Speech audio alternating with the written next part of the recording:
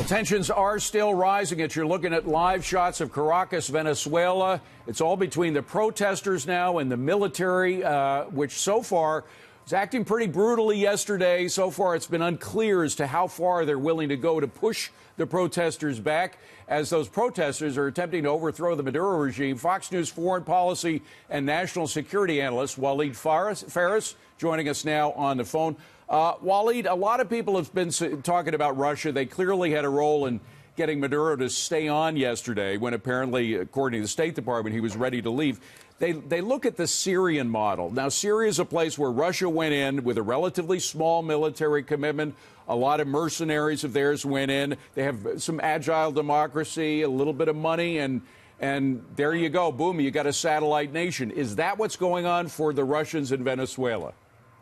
David, that's a great analogy. Syria is what Russians would like to see Venezuela becoming. And there are a lot of comparative policies there. For example, the Russians are present in Venezuela, but they're much heavier in Syria because Syria is so close to Russia, and Russia had bases before.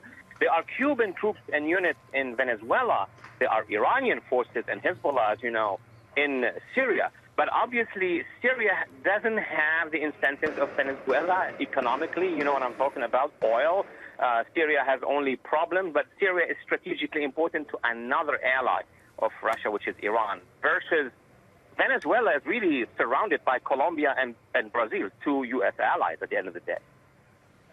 Waleed, it's Carol Roth. In terms of what it takes to get Maduro out of here, is this going to be a peaceful situation? Do you think that it's going to end up in violence? Is there some sort of deal that gets cut based on similar situations in the past? Do you have a best guess there? All of the above are at play right now. Violence, sure. Unfortunately, violence will cease if either Guaido and his forces are crushed. And this is a matter that Maduro is very attentive, very afraid of engaging in because he's surrounded. I mean, we are in a neighborhood. We're not far. And then Latin America, most of it is against him. On the other hand, he would not let Guaido take over that easily. So he's trying to make a good decision. He's trying to put some pressure. And at the end of the day, I think he's trying to play time.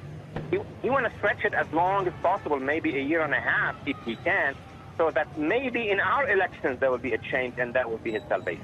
A year and a half that we're going to continue to see this type of violence and chaos on the streets of Caracas and Venezuela? The 2 years that we have not, looked at were about violence as well, but they were not on our TV screens. So yes, that's the plan of Maduro. Why don't understand that? That's why he's leading every day a demonstration in Caracas. He knows that we are supporting him. He knows that the Organization of the American States, the EU, he has really a very large international consensus. What he doesn't have are military units. That's the difference. Waleed, John Layfield here. One thing that Russia wanted in Syria was the port of Tartus, one of the most important ports in the Mediterranean. They got it. They got a 49-year lease on it. And that was the main thing they needed for some of their energy infrastructure. What does Russia want to get out of Venezuela? Well, Russia basically would love to see an alternative to Maduro who is also a Maduro, meaning they would like to cut a deal with us, telling us, okay, if you don't like Maduro, why don't you get his deputy, who's basically worse because he's closer to Iran and Hezbollah. Their situation in Venezuela is much more difficult than in Syria. In Syria, they have borders with Iraq. They have borders with Iran.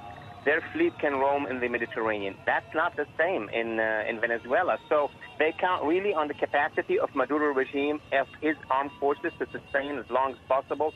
And who knows what other unknown cards they have to be used. Hey, Waleed, I'm trying to think through a best-case scenario. Let's imagine a peaceful, relatively peaceful from here, a change in government, a move to democratic government, market capitalism. When the Soviet Union fell, what we saw is that the people who were best positioned to go after the assets of society, since there wasn't a lot of free market activity, were the people who were involved in sort of underground economy under the Soviet Union. We were talking earlier about criminal activity in Venezuela. How do we prevent Venezuela from becoming another kleptocracy with the people who have been involved in criminal activity to date being the ones who are best positioned to go after the new economy? Excellent question. Actually, this is very legitimate to think about the next stage after the change of government in Venezuela and because of the riches and because of the energy and because of all what Venezuela really has, basically Venezuela was a democratic nation. If you recall, about maybe 14, 15 years, they had political parties. They had right-wing, left-wing, social democrats, something like the Republicans. They had a multi-party system. So Venezuela can go back if the current alternative, which is President Guaido, interim President Guaido, and his parliament will be the one to take over. If these are thugs or sort of radicals who take over, then goodbye Venezuela. It's going to go to a worse situation. I do believe that the next Venezuela that would emerge out of this crisis, even if it's going to take longer, and we Americans are very impatient in general, but it may take longer, are going to be very liberal, democratic, multi-party system Venezuelans. If we are nearby, if we assist them, if the American, Latin American organizations are with them, then we have a chance at a good shot.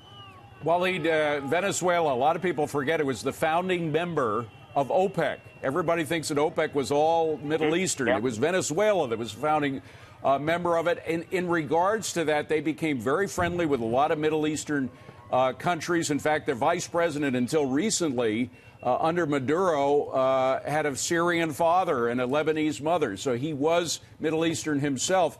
The Middle Eastern influence cannot be discounted in Venezuela, and it's not all good, as you mentioned before.